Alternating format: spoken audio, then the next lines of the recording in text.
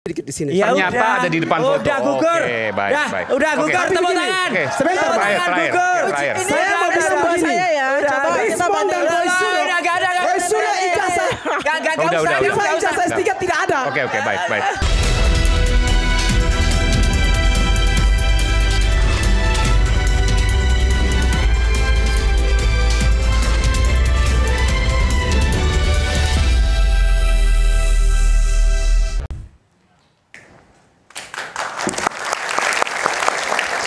Sesungguhnya ini adalah segmen terakhir, closing statement bagi para narasumber.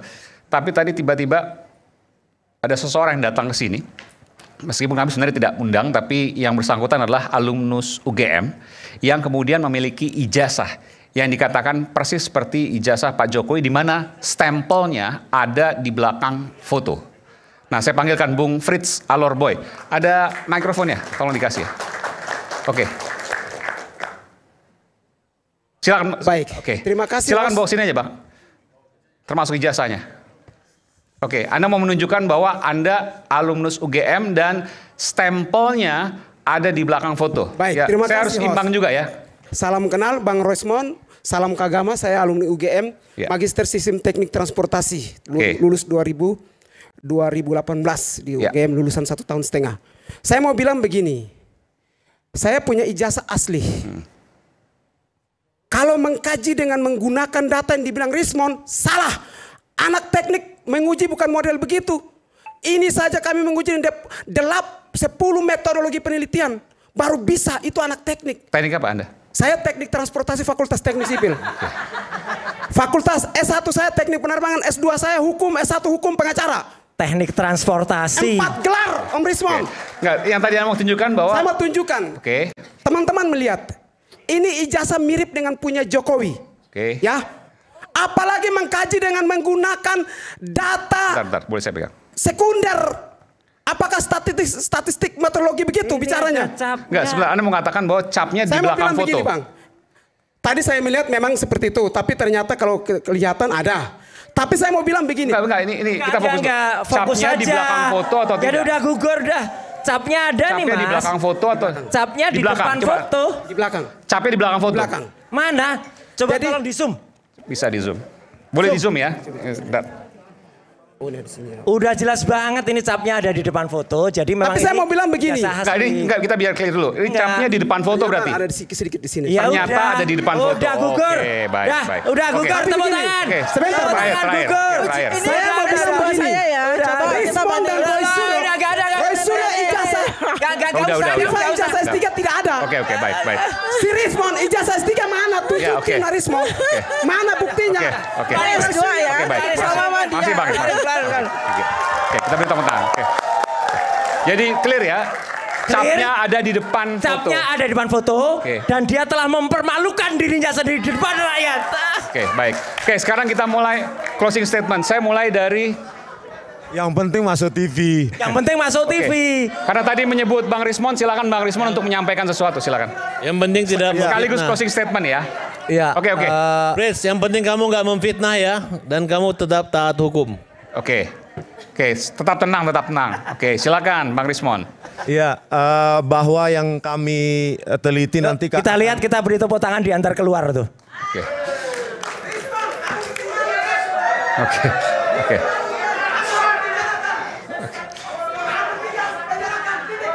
Silakan Bang Rismond. Oke. Aduh, termul susah. Oke, bahwa yang kami teliti itu pertama itu kan dari lembar pengesahan skripsi lalu kita integrasikan dengan apa yang diklaim asli oleh Dian Sandi Utama. Jadi apa yang diupload itu kalau ke akun Twitter maka dia tidak mengalami kompresi yang sangat signifikan.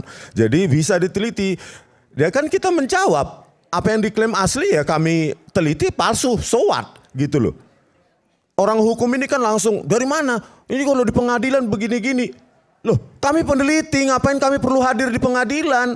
Itu ahli di pengadilan. Gitu. Oleh karena itu, ya kami menyusun gitu loh. Bahwa kami bertanggung jawab atas apa yang kami teliti. Gitu loh. Mana bantahannya Bareskrim? Nanti kami tunggu bukunya. Atau pihak Jokowi lewat ahlinya. Ya, mungkin 200 atau 300 halaman, mudah-mudahan banyak yang beli gitu loh. Supaya edukasi. Tadi yang awal saya ceritakan bahwa ya kepalsuan dokumen analog itu bisa diperiksa, dilakukan secara digital forensik.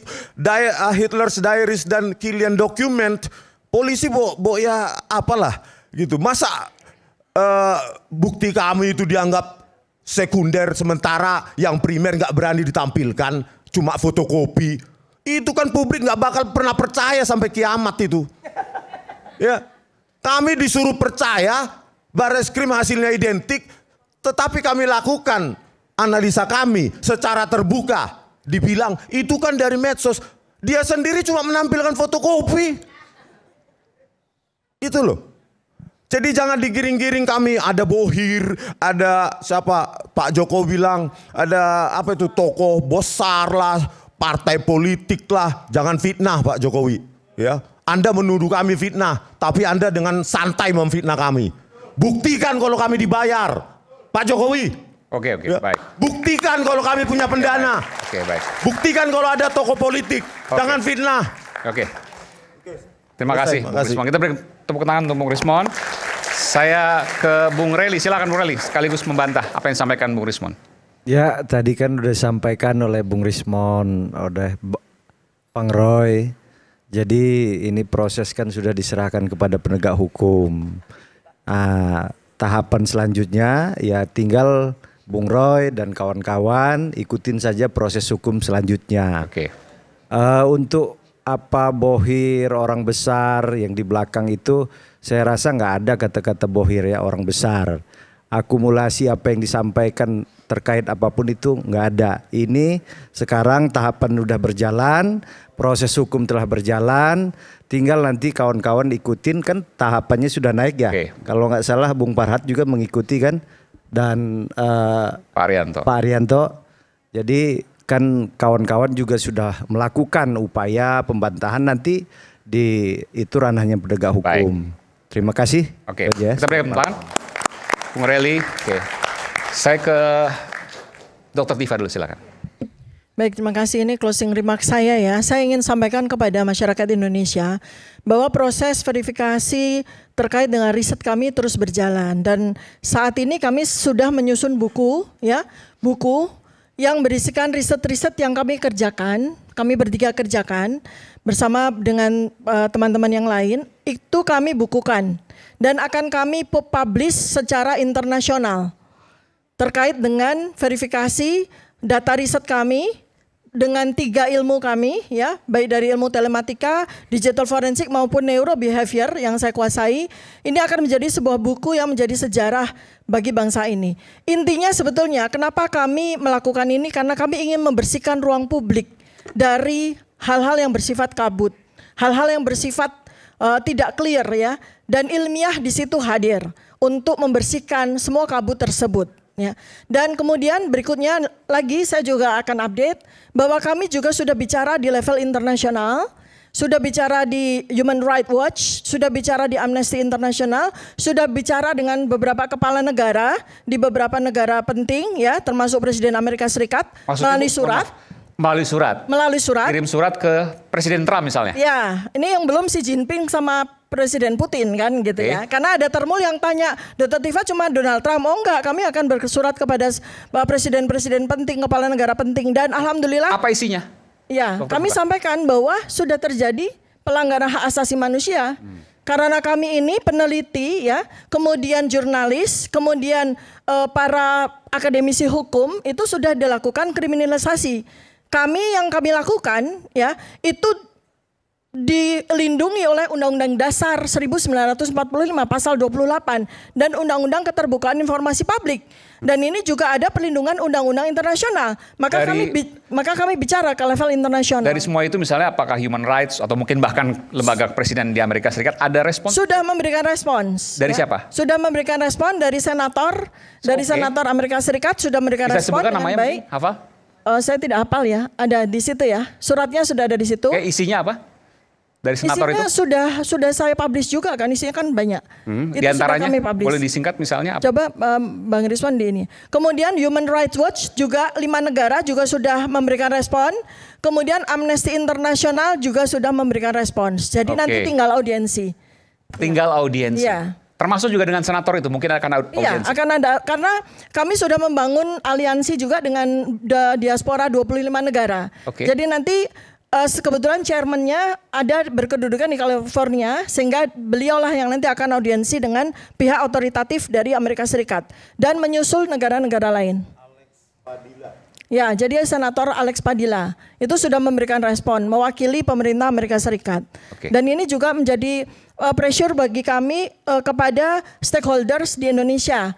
Kepada Presiden Prabowo Subianto kami juga sudah bersurat, kepada DPR, ya, kepada Komisi 3 dan Komisi 1 kami sudah bersurat, semua Komnas HAM, kemudian DPD kami sudah bersurat. Kalau internasional sudah memberikan respon, kenapa Anda semua belum juga memberikan respon? Ya, itu yang kami sampaikan. Baik. Baik. Silakan. Ya, Mas Aiman, saya pikir malam ini lawan saya ini orang luar biasa semua, tapi biasa-biasa aja kalau saya lihat ya. Dan terlalu banyak ngomongnya gitu, sampai saya pikir udah ngomong di dunia internasional ke PBB kemana baru ngirim surat toh. Ya mudah-mudahan kalau senator Amerika nanti nonton hasil malam ini mungkin menyesal dia ngirim membalas suratnya, kira-kira seperti itu. Kemudian saya melihat mereka ini bukannya menyadari, makan malam ini semakin tidak sadar-sadar. Bukannya bertobat malah nggak ada tobat-tobatnya, nggak ada kapok-kapoknya. Dan saya minta mereka ini menghentikanlah cara-cara memperbodohi rakyat Indonesia dan mengadu domba seorang bapak bangsa, Presiden Negara Republik Indonesia yang ke-7 ya, yang telah berhasil, yang saya katakan merupakan pahlawan tol.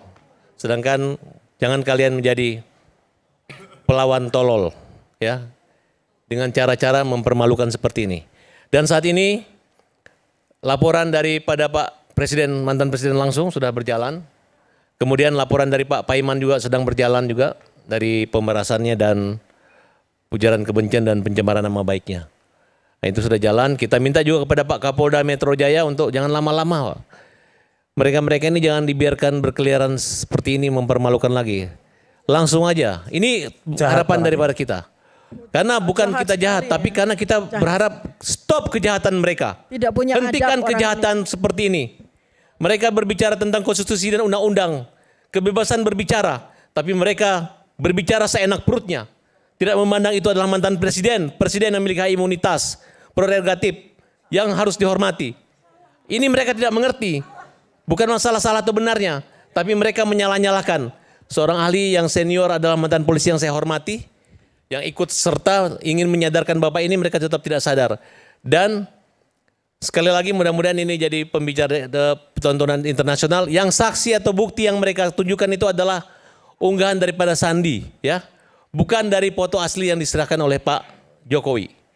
Jadi mudah-mudahan dalam waktu dekat segera, jangan terlalu banyak saksi Pak Kapolda, jangan terlalu banyak tersangka, cukup yang jelas-jelas, yang berani aja, yang nekat-nekat aja di proses hukum. Itu aja dari saya, demikian. Terima kasih. Baik. Mas Troy sekarang silakan. Malam hari ini sebenarnya kuncinya hanya satu ya. Kalau kita berani berkata benar, maka kita harus jujur. Nah, jadi saya malam ini mengajak semuanya untuk berkata jujur. Karena kalau Anda berani jujur, itu berarti bagus Mas Aiman. Nah, biar gampang saya buka aja kaosnya. Ini merupakan simbol kota Jogja, ya. Kota di mana Universitas Gadjah Mada itu berada, ya. Kota di mana Universitas Gadjah Mada itu juga berasal dari Keraton Ngayogyakarta Hadiningrat, ketika pertama kali kuliah itu juga di Keraton. Jadi kita juga tiap tahun tuh mencoba merefleksikan niat kita ya untuk mengajak semua itu jujur. Prof. Sofyan Effendi pun sebenarnya ketika habis niti laku beberapa waktu yang lalu pun sudah berkata jujur. Tapi ya kita tahu akhirnya ya adalah represi yang beliau terima selama lebih dari 12 jam. Mas Aiman, ada satu lagi. Saya mengirim gambar usia 80 tahun Bang Adi. Ada nggak ya? Bisa tampil nggak? Gitu. Ini juga kelucuan lagi. Sayang banget ya. kampusku, kampus Universitas Gadjah Mada, itu sekarang kok Minta malah diputarkan boleh? ya, yang gambarnya rencana acara 80 tahun Pak Asadi Siregar, ya. Nah, ini. Oke.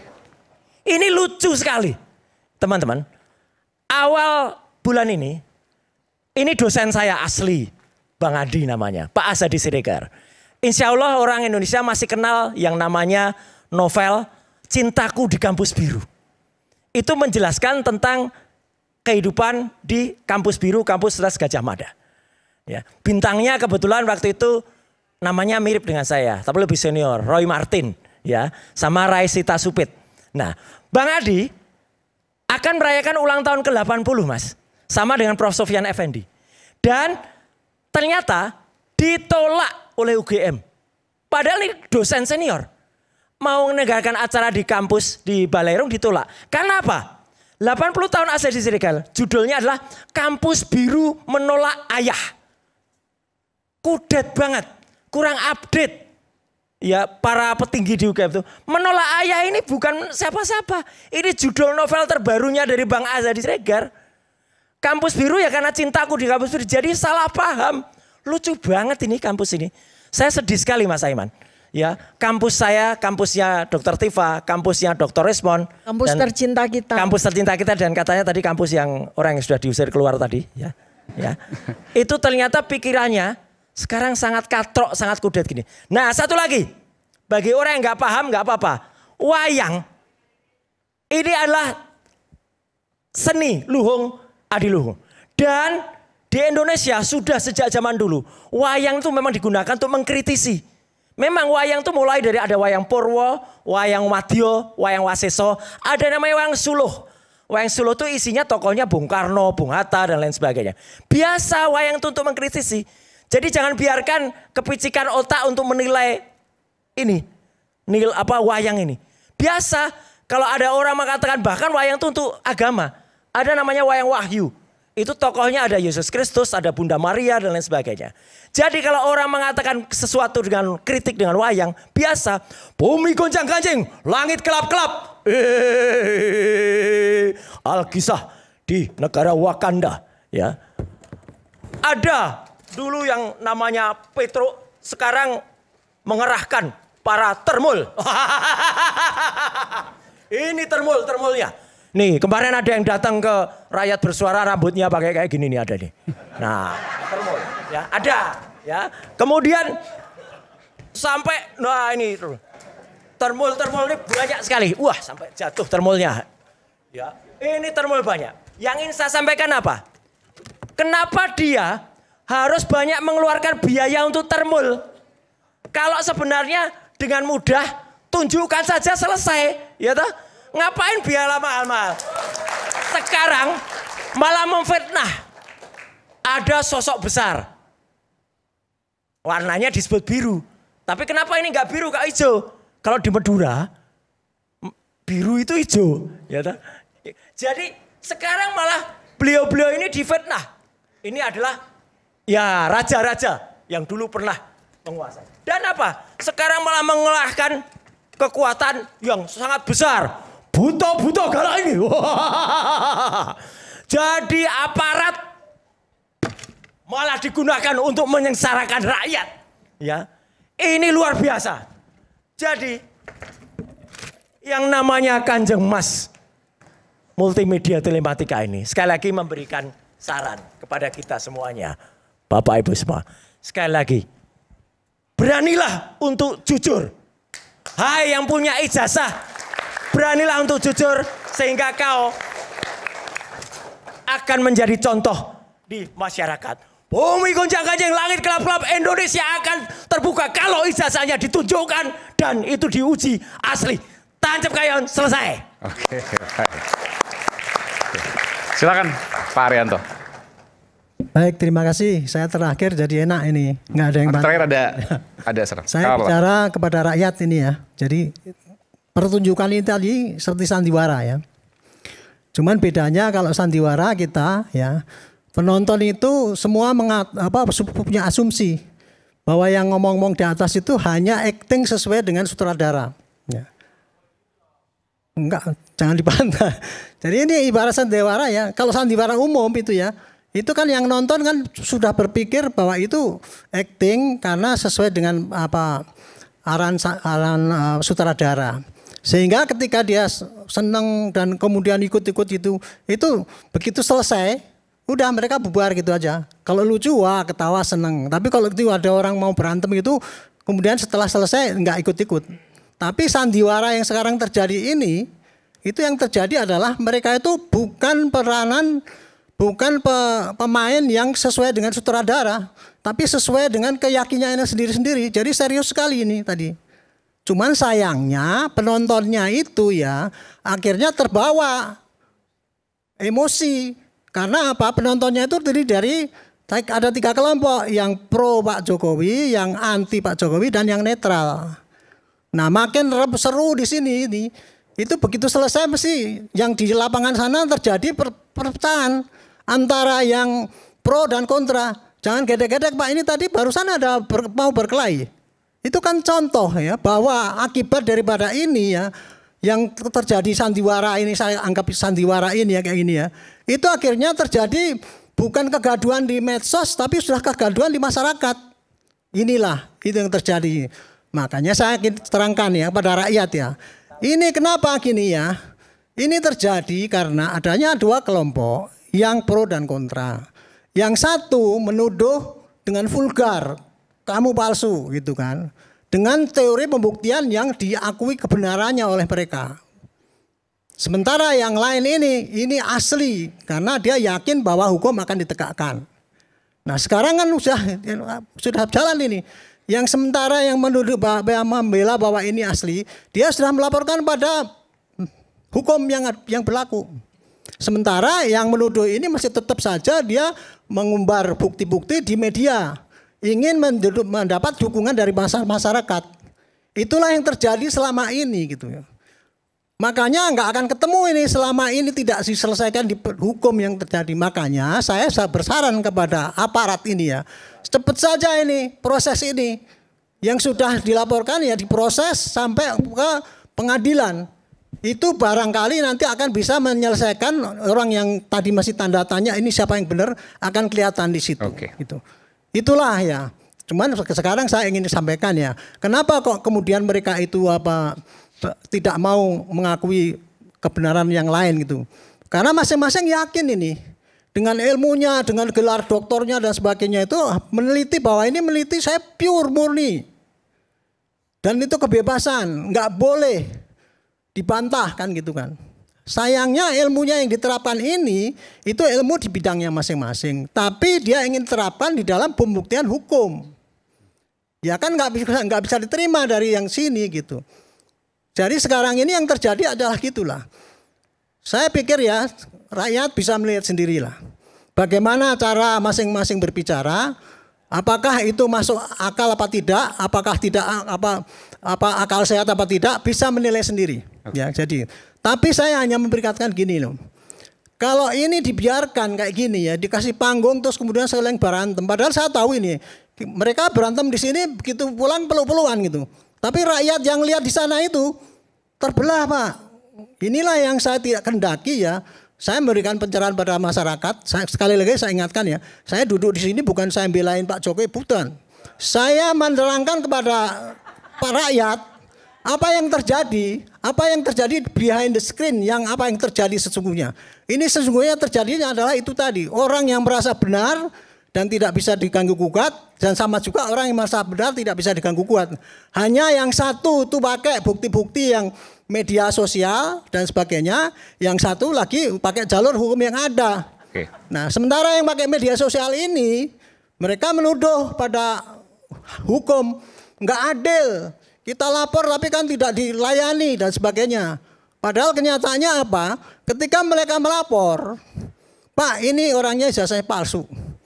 Dia tidak menunjukkan bukti-bukti yang bisa diproses melalui hukum. Sehingga ya tidak jalan. Contoh yang dilaporkan ke Barreskrim tidak ada pidana. Kan itu yang terjadi. Itu karena memang perbedaan pendapat gitu. Nah sekarang sudah sampai kepada tahap penyidikan. Tinggal nanti kita tunggu saja proses selanjutnya ya nanti ya. Itu siapa yang akan dijadikan tersangka itu mudah-mudahan cepat diterapkan dan kemudian proses itu sampai ke pengadilan. Jadi publik nanti tidak menunggu-nunggu ya gitu. Mudah-mudahan gitu. Tapi ya saya hanya berpesan ya, ini adalah akibat daripada itu ya. Saya katakan itu tadi pembenaran menurut caranya masing-masing dan menerangkan memaksakan pada rakyat untuk mengakui kebenaran kita ini.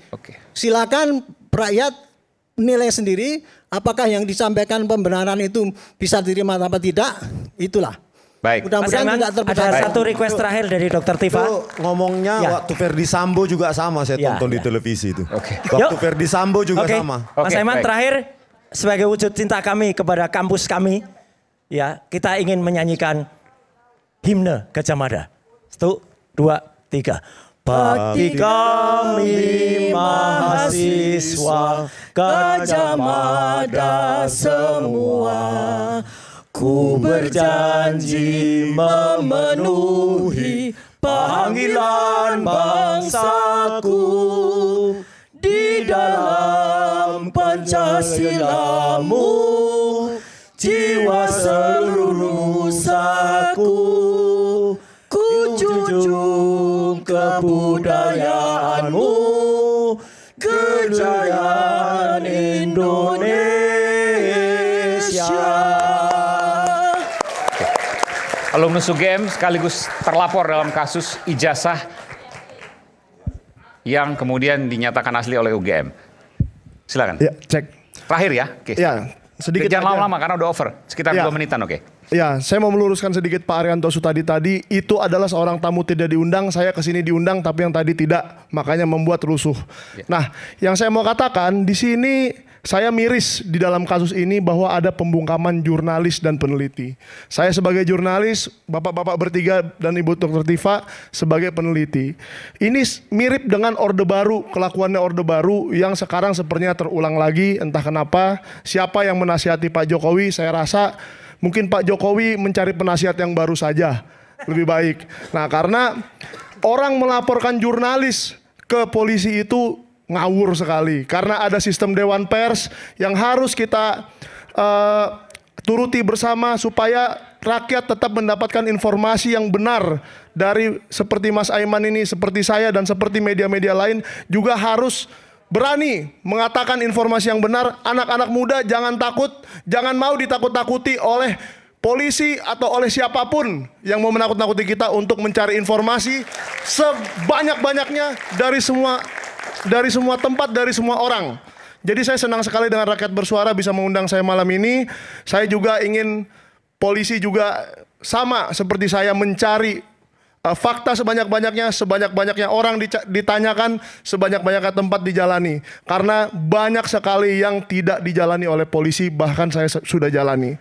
Jadi mohon ya Pak Arianto, nanti jangan disuruh cepat-cepat tersangka saja, tapi lengkapi penyelidikan itu, lengkapi semua informasi, baru kita memainkan nanti. Oke, baik. Terima kasih.